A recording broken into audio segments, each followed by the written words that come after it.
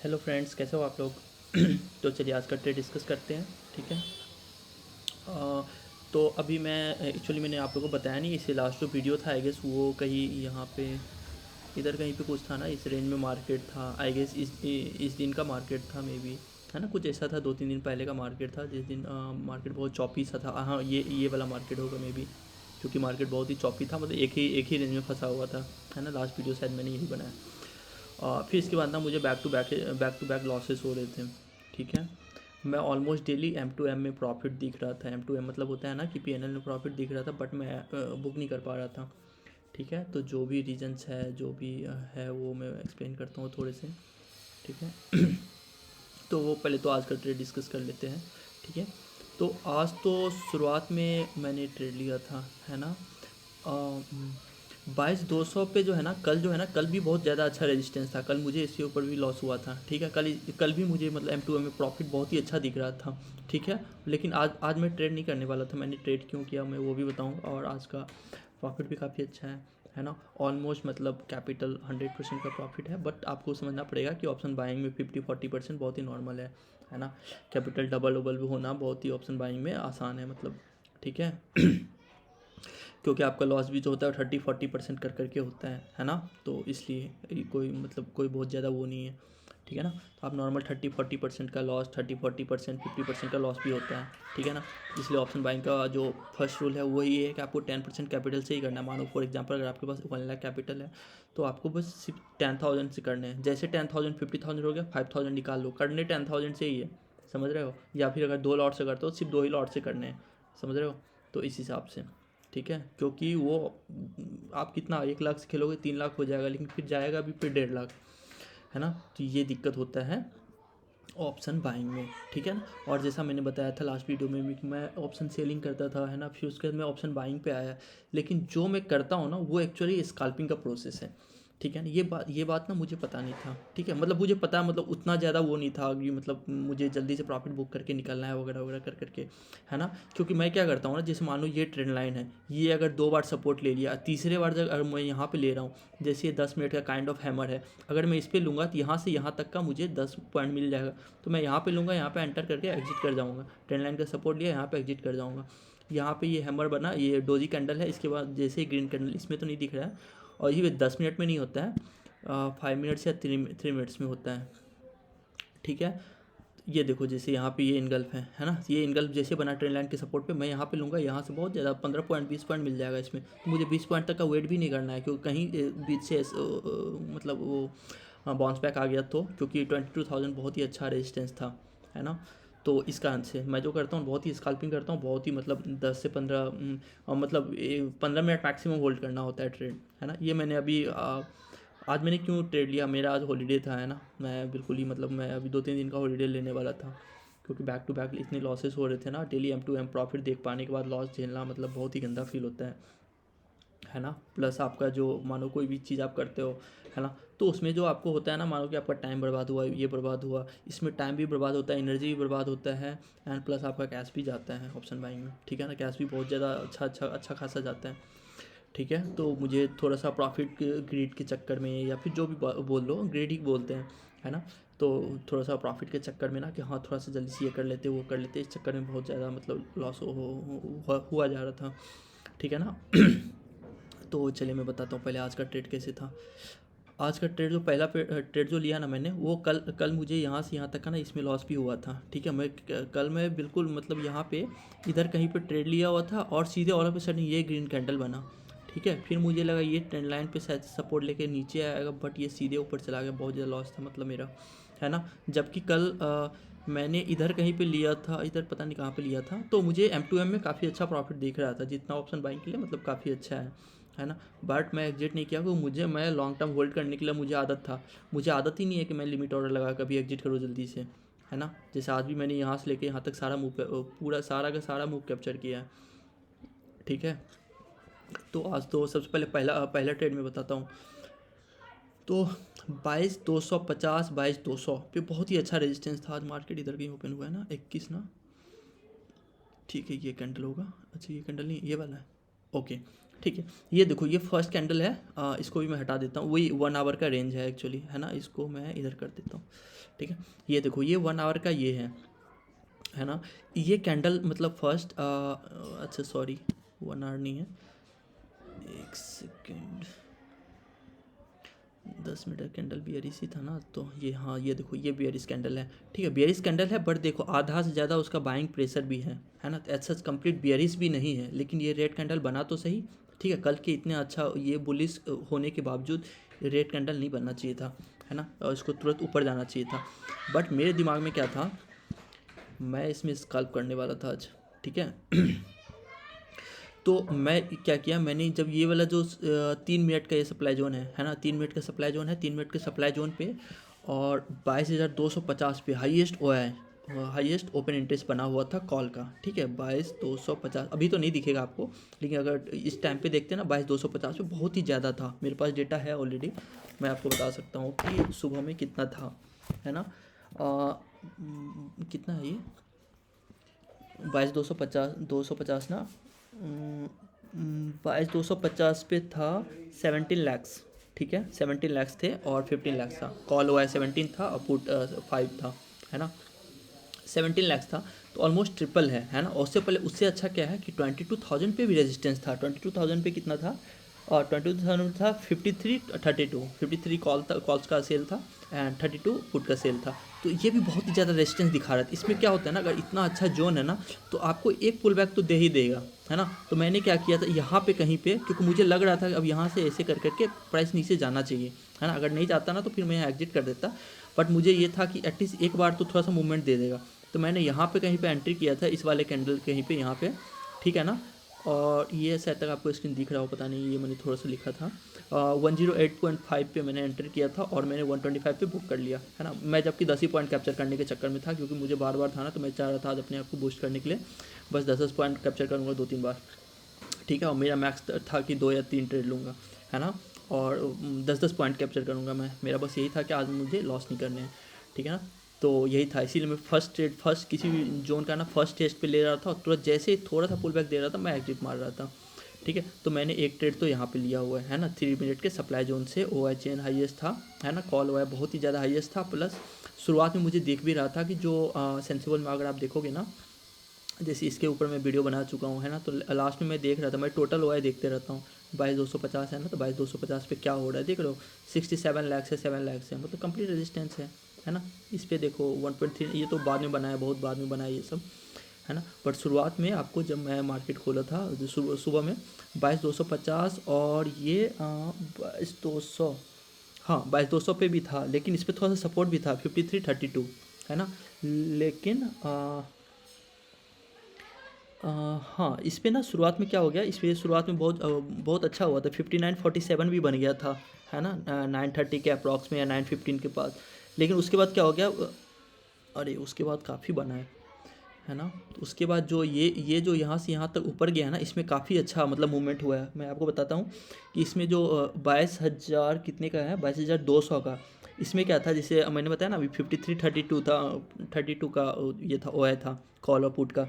ठीक है, ये बाद में 65, 55, 74, 60, 81, 70 इस तरह से बहुत कंपटीशन दे रहा था।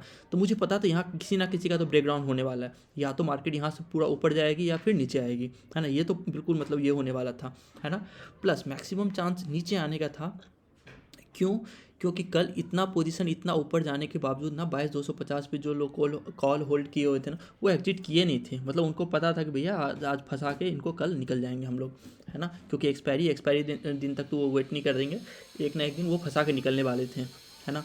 तो मुझे थोड़ा सा मैं मतलब मुझे उनका बिहेवियर पे ना मतलब इस टाइप से मैंने थोड़ा सा एनालाइज किया हुआ था, है ना। तो वो लोग जानबूझ के, क्योंकि कल कहीं से एग्जिट ही नहीं कर रहा था। 22,150 पे भी मतलब आई गेस शायद तक रेजिस्टेंस अच्छा वाला था, यहाँ पे भी रेजिस्टेंस अच्छा वाला था, ऊपर तो एकदम पूरा डोमिनेटिंग था, मतलब, है ना, 22,250 सब में।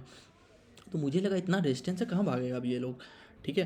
तो मुझे थोड़ा सा लगा कि हाँ ये है, तो मैं स्कैल्प करने वाला था। मैं ओपन इंटरेस्ट के अकॉर्डिंग, जहाँ पे बहुत ज़्यादा हाईएस्ट रहता है ना, ऑलमोस्ट डबल से ज़्यादा जहाँ रहता है ना ओपन इंटरेस्ट, मैं वहाँ पे थोड़ा बहुत छोटा सा स्कैल्प कर लेता हूँ, है ना। 5 से 10 मिनट में, मतलब 5 से 5 मिनट भी नहीं लगते मुझे, है ना। बट उस मोमेंट का मतलब बहुत अच्छे से मतलब वो डिसीजन लेना ना, क्योंकि 5 मिनट में फिर वो उतना ही ज़्यादा, उससे डबल लॉस भी हो सकता है इनफैक्ट, है ना, क्योंकि मैं छोटा छोटा स्काल्प कर रहा था आज, है ना।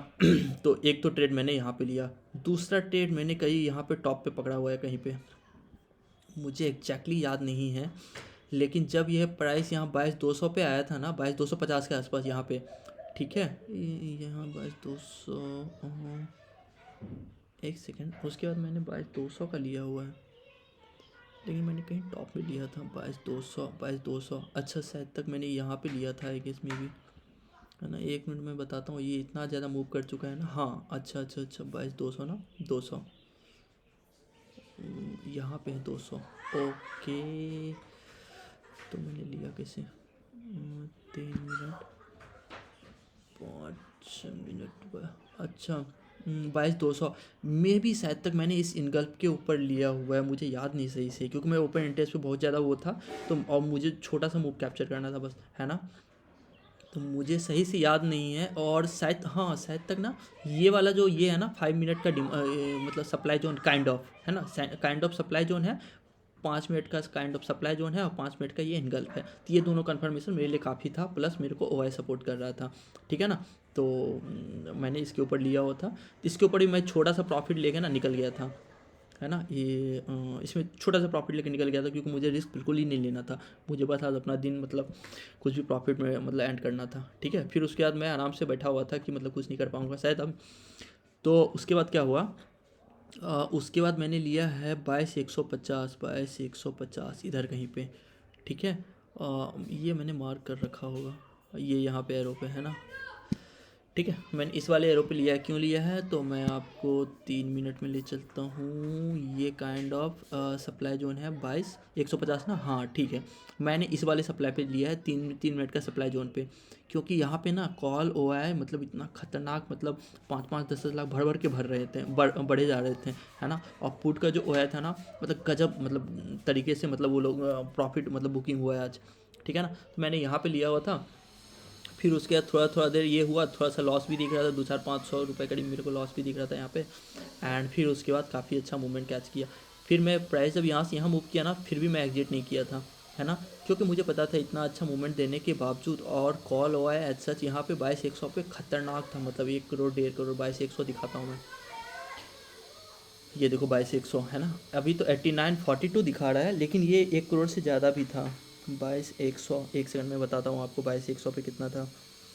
22,100 पे 1 करोड़ से ज़्यादा हो रखा है। 22,100, अच्छा नहीं पता नहीं, मुझे उतना याद नहीं है।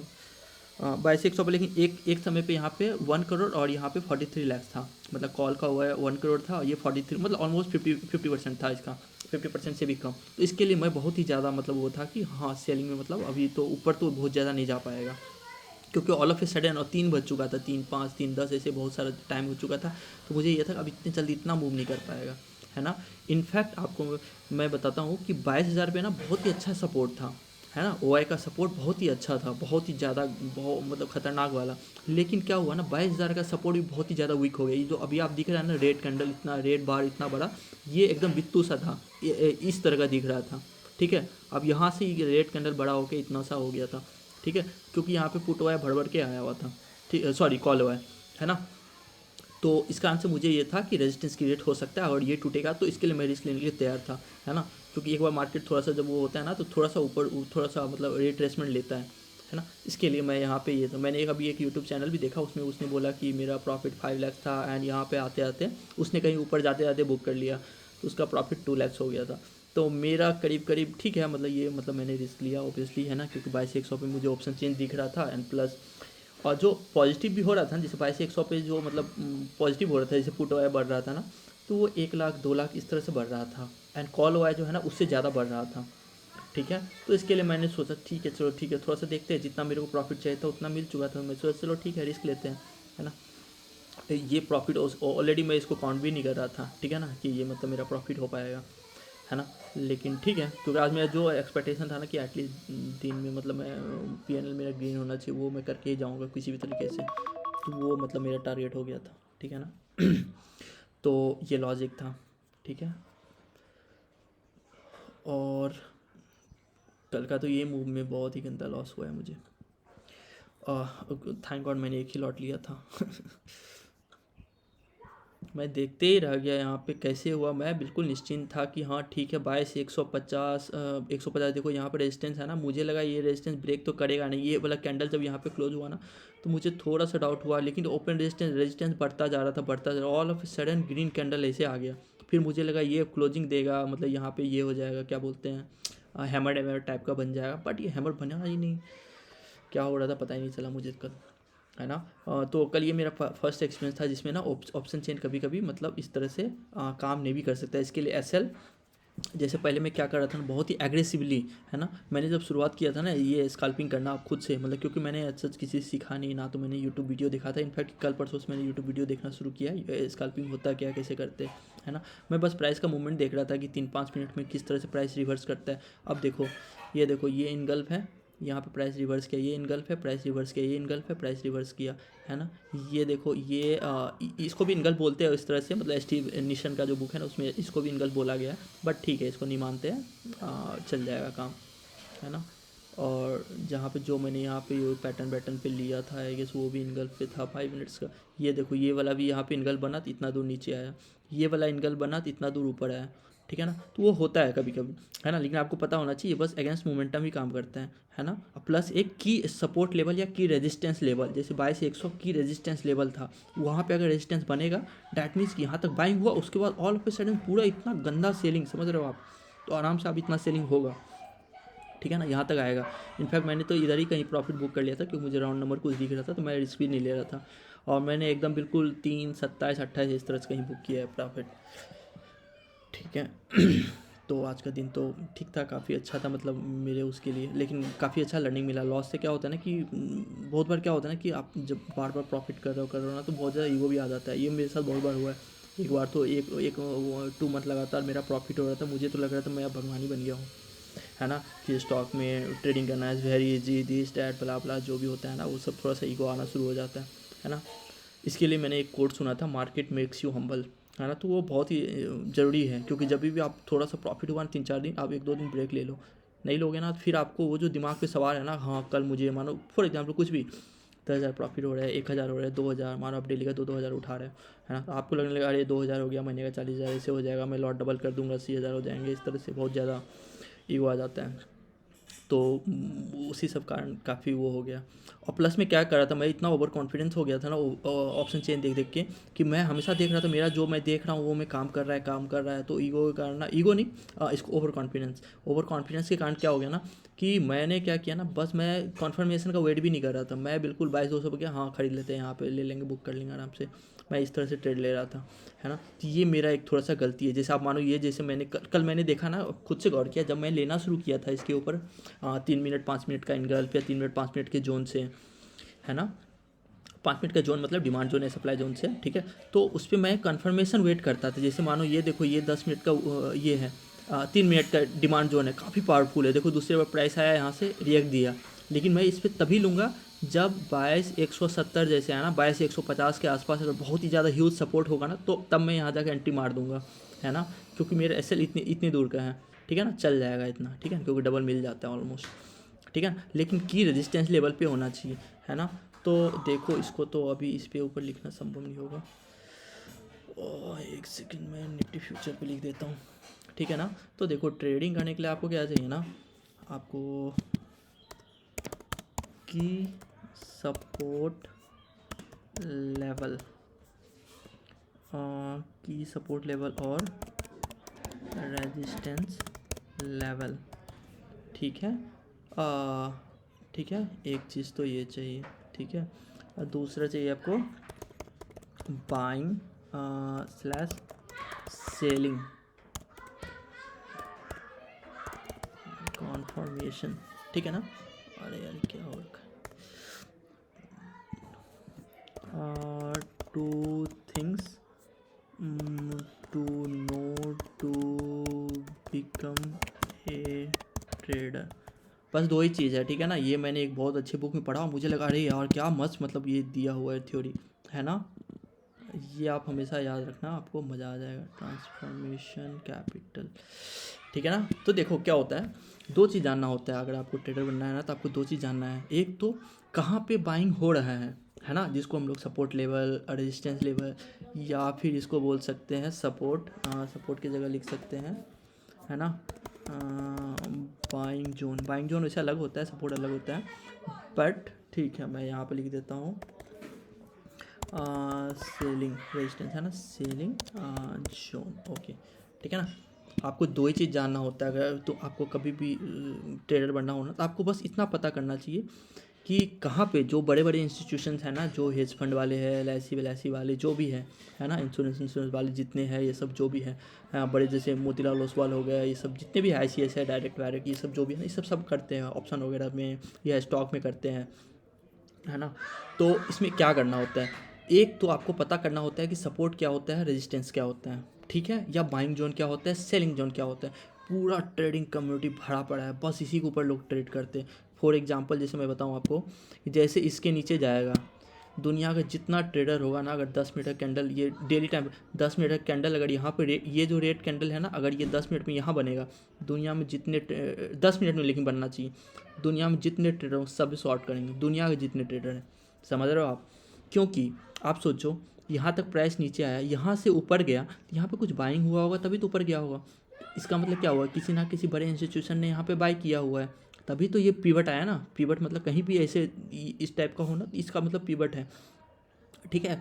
तो उसी तरीके से कहीं भी कोई पिवट अगर ब्रेक होता है, खास करके अगर हाइयर टाइम फ्रेम में होता है, तो हम लोग उसका स्मॉलर टाइम फ्रेम पे जाके कंफर्मेशन लेते हैं, अच्छा रेड कैंडल इतना दूर तक आ गया, अरे यहाँ से तो बाइंग होना था, यहाँ सेलिंग कैसे हो गया। डैट मीन जो लोग यहाँ से बाई किए थे, अब क्या करेंगे, वो अपना पोजीशन एग्जिट करेंगे, एग्जिट मतलब सेल करेंगे। सेल करेंगे तो कैंडल एकदम सीधे एकदम नीचे गिर जाएगा, है ना। तो वही होता है। तो ये एक वन ऑफ द मतलब बहुत ईजी है, आप कोई भी सपोर्ट रेजिस्टेंस का बुक वगैरह पढ़ लोगे ना, जैसे मैंने इससे पहले एक दो बुक रेफर किया था, है ना, तो आप वो सब बुक पढ़ो। हिंदी में भी बहुत सारे बुक है, जिनको चाहिए होगा बताना, मैं कमेंट में डाल दूंगा उसको, ठीक है। इंद्रजीत शांताराज का मैंने बुक पढ़ा हुआ है इस बीच में, या फिर एंड्रू एजिस का बुक है how to day trade for a living, है ना, ये सब काफ़ी अच्छे अच्छे बुक है ना। जैसे अश्विनी गुजराल सर का बहुत सारा बुक है, वो बहुत ही one of the best trader मतलब इंडिया में जाने जाते हैं, है ना। वो आज से नहीं 20-30 साल पहले से करते हैं, 30-40 साल इनफैक्ट, है ना, काफ़ी मतलब one of the best trader जाने जाते हैं। तो आपको दो चीज़ जानना होता है ट्रेडर बनने के लिए, एक तो सपोर्ट लेवल, है ना, कि कहाँ पे बाइंग हो रहा है ना, तो बाइंग जोन या सपोर्ट लेवल वो आपको पता करना होता है, और कहाँ पे सेलिंग हुआ है, ठीक है, वहाँ पे वो होता है। जैसे मानो इस बार अगर सेलिंग यहाँ पे हुआ है ना, जैसे मानो देखो डेली टाइम फ्रेम पे आप देखो, कहीं भी ये लाइन अगर आ गया ना सपोर्ट का, स्ट्रेट लाइन कहीं भी आ गया, स्ट्रेट लाइन नहीं इनफैक्ट ट्रेंड लाइन भी, है ना, तो इसको बोलेंगे हम लोग रेजिस्टेंस। देखो एक बार प्राइस यहाँ गया, रेजिस्टेंस लिया, दूसरी बार प्राइस गया, इसको क्रॉस नहीं कर पाया, 3 दिन से देखो आप यहीं पे रेजिस्टेंस ले रहा है।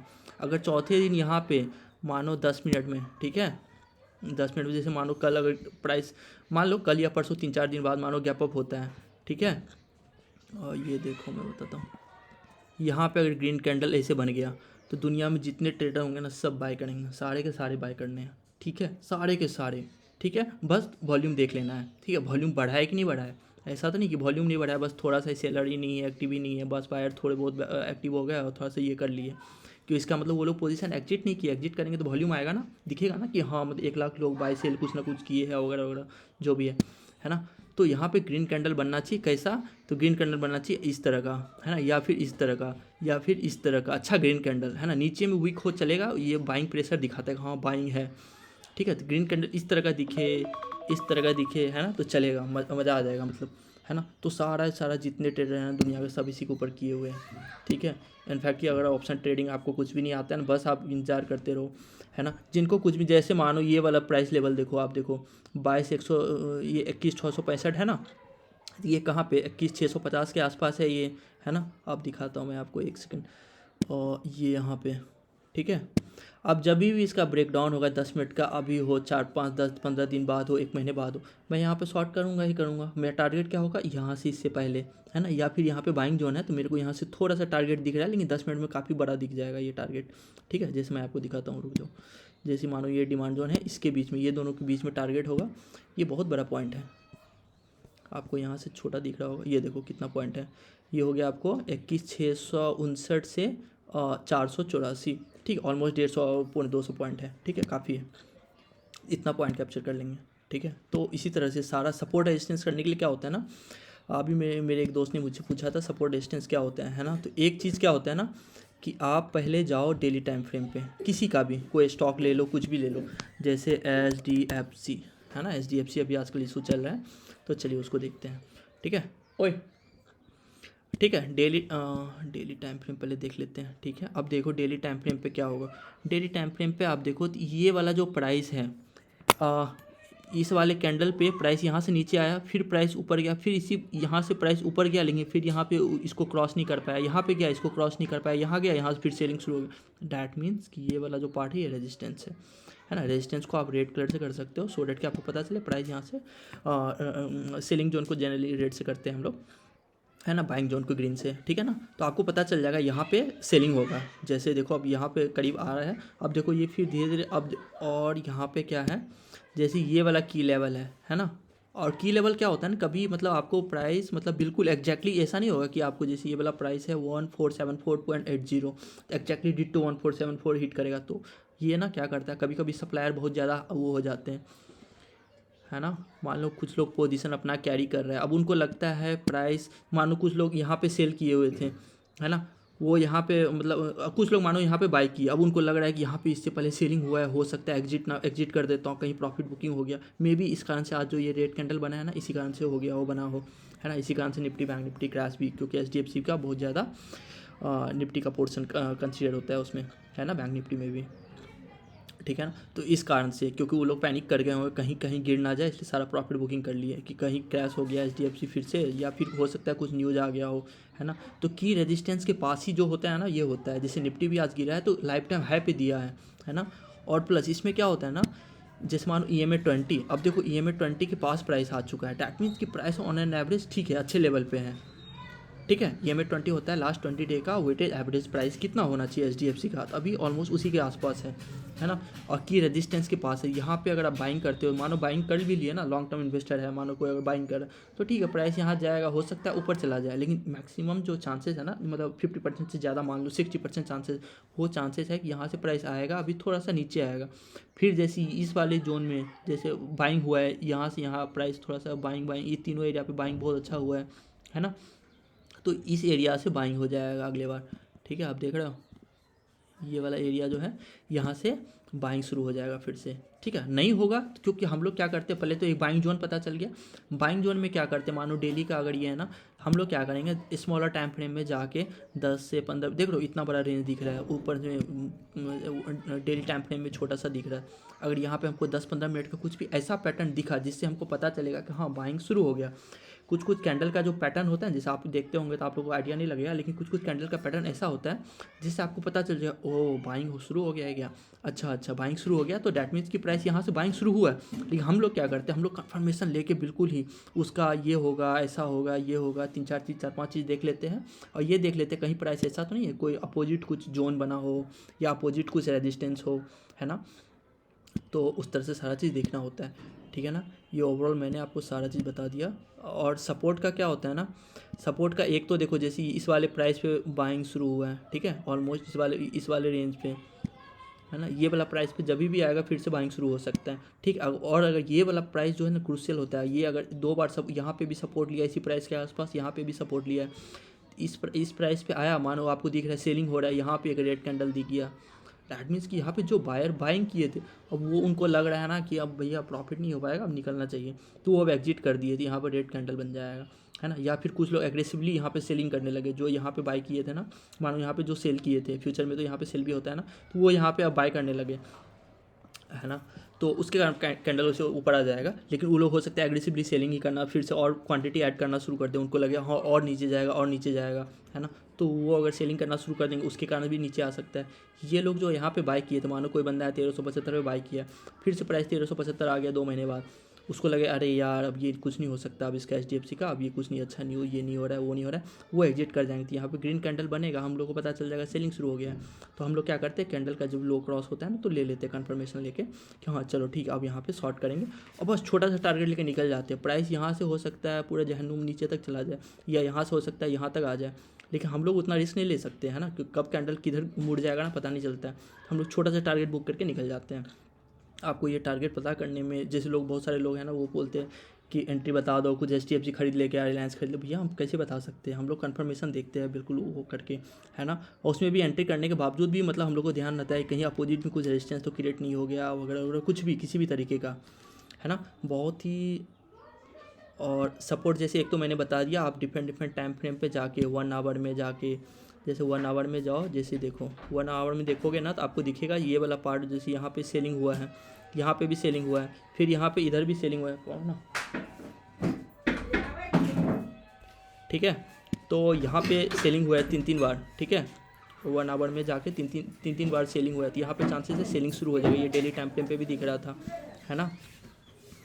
तो उसी तरीके से 1 आवर में देख लो, 2 आवर में देख लो, यहाँ पे थोड़ा सा अपर लेवल पे भी, है ना, यहाँ पे भी 1-2 बार सेलिंग हुआ है, ठीक है, इस वाले लेवल को भी हम लोग मार्क कर सकते हैं, ठीक है। और डेली टाइम फ्रेम जैसे आप लोग जो भी न्यूज़ देखते होंगे ना, वो लोग बोलता होगा, है ना, कि अगर प्राइस इस लेवल पे आ जाता है तो आप बाइंग कर सकते हो, वो बस ये पीवट देख के बता देता है ना। और SL बता देगा आपको इसके जस्ट थोड़ा सा नीचे, 1359 आ गया तो एग्जिट कर जाइएगा, इधर प्राइस आ जाता है तो बाई कर लीजिए, है ना। लिंक प्राइस आएगा, उसके बाद देखना भी होता है क्या रेजिस्टेंस है नहीं रेजिस्टेंस है, बहुत सारा चीज़ करना पड़ता है। तो ठीक है, वो लोग भी जो बोलते हैं ठीक है, लेकिन ऐसा इतना कन्फर्मेशन के साथ कभी भी नहीं होगा, है ना। और जो भी लोग आपको कॉल टिप्स देते हैं ना, आप याद रखिए कि वो उस ट्रेड में एटलीस्ट इन्वेस्ट नहीं किया होना चाहिए, है ना, तभी वो एडवाइस दे सकता है आपको।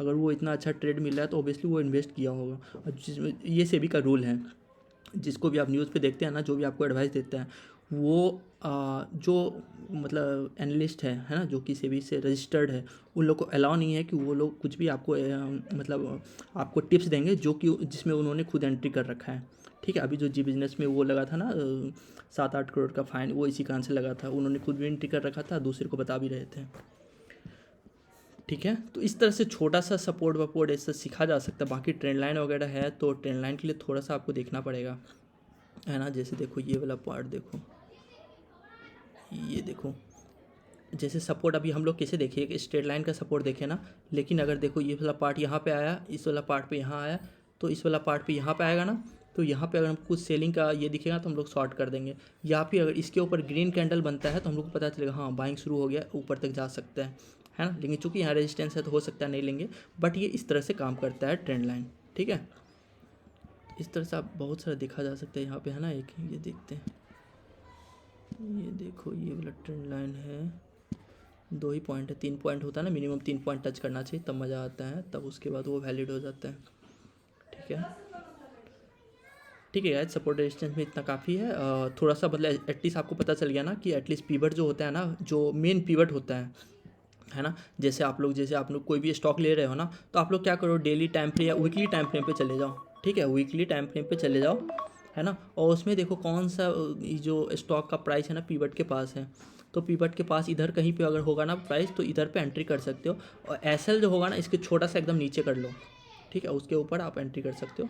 इसके ऊपर ज़्यादा जानना होगा तो आप बता दीजिएगा, मैं बता दूंगा थोड़ा बहुत, है ना। तो इस तरह से एंट्री किया जाता है ना। या फिर जैसे HDFC का मैंने बताया, डेली टाइम फ्रेम पे अगर यहाँ पे प्राइस आता है तो फिर आप बाइंग कंसीडर कर सकते हो, है ना। तो ये मैं से भी रजिस्टर्ड वेजिस्टर्ड नहीं हूँ, जस्ट फॉर इन्फॉर्मेशन बता रहा हूँ, है ना। बस ऑब्जर्व करना आप, आजकल पता नहीं यूट्यूब के बहुत सारे रूल वगैरह है, तो मुझे पीसना नहीं है इन सब चीज़ों में, ठीक है ना। तो देख लीजिए, है ना। तो इसी तरीके से काम करता है, ठीक है। इसके अलावा राउंड नंबर का भी सपोर्ट रेजिस्टेंस होता है। मान लो फॉर एग्जांपल जैसे ये मान लो 2000 है, ये 2000 है, जब भी 2000 के पास जाएगा ना तो लोग या तो बाय करना शुरू कर देंगे, है ना। मानो कि यहाँ पे प्राइस ऐसे घूम रहा है ना, तो 2000 के पास या तो बाइंग बहुत ज़्यादा शुरू हो जाता है या फिर सेलिंग बहुत ज़्यादा शुरू हो जाता है, तो कुछ भी हो सकता है, ठीक है ना। तो आपको वो भी पता होना चाहिए। अगर आप 2000 के आसपास है ना और इसके ऊपर दिख रहा है आपको बाइंग प्रेशर दिख रहा है, अगर आपको कैंडल से पता चला कि यहाँ पे बाइंग हो रहा है तो एंटर कर लो, क्योंकि 2000 पे हो सकता है बायर्स लोग ना, कुछ कुछ जैसे इन्वेस्टर होते हैं ना, उनको लकी नंबर, है ना, मेरा 4 गो 1 आएगा तब मैं एंटर करूँगा, मेरा 3333 आएगा तो एंटर करूँगा, मेरा 111 आएगा तो एंटर करूँगा, 1001 आएगा तो एंटर करूँगा, 786 आएगा तो एंटर करूँगा। सबका अपना अलग अलग लॉजिक होता है, अपना फेवरेट नंबर होता है बहुत लोगों का। कुछ लोग का डेट ऑफ बर्थ, जैसे मानो किसी का डेट ऑफ बर्थ है 11/12, है ना, 11 दिसंबर को है तो वो 11/12 पे एंटर कर जाएगा। मानो किसी स्टॉक में 11/12 दिखता है, तो सबका अपना अपना है, सच 11/12 सच कुछ नहीं हुआ। तो इस हिसाब से मतलब वो होता है, कुछ लोग राउंड नंबर पे भी सपोर्ट लेते हैं। इसके अलावा और भी बहुत सारे सपोर्ट रेजिस्टेंस हैं। तो इस तरीके से आप थोड़ा बहुत बुक पढ़ो, अगर आपको लॉन्ग टर्म में अगर आप स्टॉक मार्केट में सर्वाइव करना है ना, तो मैं स्ट्रांगली बोलूँगा अगर आप बुक नहीं पढ़ोगे, आपको बेसिक नॉलेज नहीं है तो फिर मत करो, या तो, है ना।